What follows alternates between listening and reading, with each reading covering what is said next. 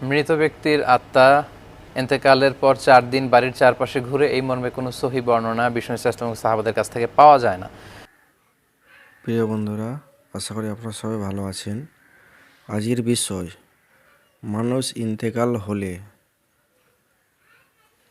তেনার আত্মা এই বাড়ির চারপাশে ঘোরাফেরা করে না কি হয়, এই নিয়ে ডাক্তার মিজানুর রহমান সাহেব তিনি কি বলছেন তেনার মুখ থেকে আমরা শুনে নেব। আত্মা 4 দিন পর্যন্ত বাড়ির চারপাশে ঘুরে, এই কথাটা কি ঠিক? জি, অনেক ধন্যবাদ। আসুন আমরা জানার চেষ্টা করি। মৃত ব্যক্তির আত্মা ইন্তেকালের পর 4 দিন বাড়ির চারপাশে ঘুরে, এই মর্মে কোনো সহি বর্ণনা বিষ্ণু ইসলাম এবং সাহাবাদের কাছ থেকে পাওয়া যায় না।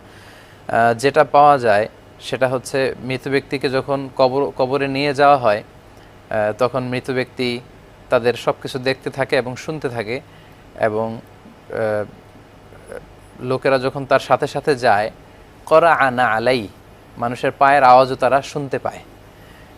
এই বর্ণনা পাওয়া যায়। এবং যখন আল্লাহ তার রুহু তার অন্তরে ফিরিয়ে দিতে চায়, শুধু ওই মুহূর্তে আল্লাহ যখন তাকে এই সুযোগটা দেন, স্পেশালি তিনি দেখতে পারে। তাই বলে বাড়ির চারপাশে আত্মা ঘুরে বেড়াচ্ছে, ছেলেমেয়েরা কি করছে, মৃত আত্মা সব দেখতে পারে, বিষয়টি এমন নয়। এবং বিষ্ণু ইসা ইসলামের ক্ষেত্রেও, বিষ্ণু ইসা ইসলাম ওনার কবরে এখন শুয়ে আছেন, তাই বলে আমরা কোথায় কি করছি, বিষ্ণু ইসা ইসলাম যে ওখানে বসে সব দেখছেন, বিষয়টা এমন না।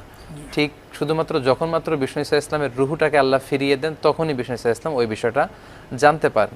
মালাইকাতু সাইয়াহিন আছে, কিছু ফেরেশতা আছে যারা সবসময় ঘুরে বেড়ায়, যে তার উম্মতেরা, বিষ্ণু ইসা ইসলামের উম্মতেরা আমরা কখন বিষ্ণু ইসা ইসলামকে সালাম পাঠাই। তো এই দুরুদ এবং সালাম যখন আমরা বিষ্ণুনবীর উপর পড়ি, তারা আমার এবং আমাদের পিতার নাম সহ বিষ্ণু ইসা ইসলামের কাছে সেটা পৌঁছান, এবং বিষ্ণু ইসা ইসলাম বলেন ফাইয়ারুদ্দু রুহি, আল্লাহ তখন আমার রুহটা ফিরিয়ে দেয়, এবং ঠিক তখনই আমি জানতে পারি যে কে আমাকে সালাম পাঠালো। তো এটা আল্লাহ স্পেশালি যদি কারো ক্ষেত্রে চান যে তার রুহু ফিরিয়ে দিবেন, তখনই সে এটা অবলম্বন করতে পারে। তাই বলে তার রুহু আত্মা এসে ঘরের চারদিকে ঘুরে বেড়ায়, 4 দিন পর্যন্ত থাকে, এই মর্মে কোনো সহি বর্ণনা পাওয়া যায় না।